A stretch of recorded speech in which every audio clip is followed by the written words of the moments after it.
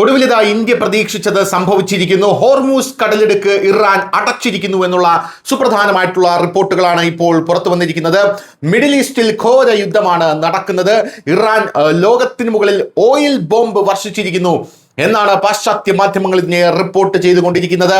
ഇസ്രായേലിന്റെയും അമേരിക്കയുടെയും ആക്രമണത്തിൽ പ്രതിഷേധിച്ച് ചരിത്രപരവും അങ്ങേയറ്റം കടുത്തതുമായിട്ടുള്ള തീരുമാനത്തിലൂടെ ഇറാൻ ഹോർമൂസ് കടലിടുക്ക് പൂർണ്ണമായും അടച്ചിരിക്കുന്നുവെന്ന റിപ്പോർട്ട് പുറത്തു വരുന്നു.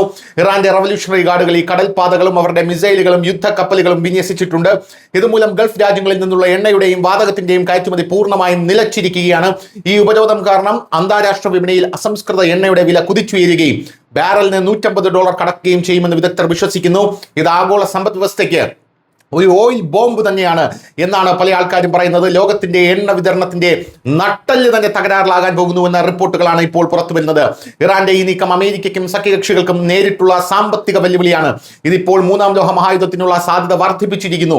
ഹോർമൂസ് കടലിടുക്ക് വളരെ ഇടുങ്ങിയതിനാൽ അതിന്റെ ഏറ്റവും ഇടുങ്ങിയ സ്ഥലത്ത് കപ്പലുകൾക്ക് 3 കിലോമീറ്റർ മാത്രമേ കടന്നു പോകാൻ കഴിയൂ. ഇറാൻ ഈ ബലഹീനതയെ ആയുധമാക്കി മാറ്റി.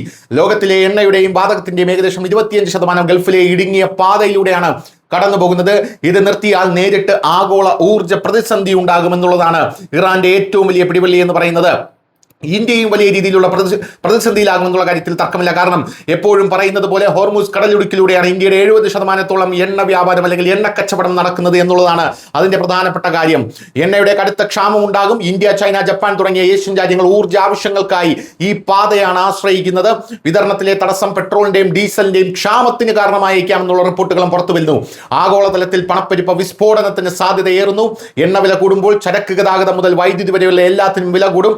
ഇത് ലോകമെമ്പാടും പണപ്പെരുപ്പം റെക്കോർഡ് നിലയിലെത്താൻ കാരണമാകുമെന്നുള്ളതാണ് പ്രധാനപ്പെട്ട കാര്യം. ഒരു സൈനിക ഏറ്റുമുട്ടലിന്റെ ഭീഷണിയുമുണ്ട്. ഹോർമൂസ് തുറന്നിടാൻ ഏതറ്റം വരെയും പോകാമെന്ന് അമേരിക്ക എപ്പോഴും പറഞ്ഞിട്ടുണ്ട്. അത്തരമൊരു സാഹചര്യത്തിൽ അമേരിക്കൻ നാവികസേനയും ഇറാനും തമ്മിൽ കടലിൽ നേരിട്ടുള്ള ഏറ്റുമുട്ടൽ ഉണ്ടായേക്കുമെന്നുള്ള സൂചനയാണ് ഇപ്പോൾ പുറത്തു വരുന്നത്.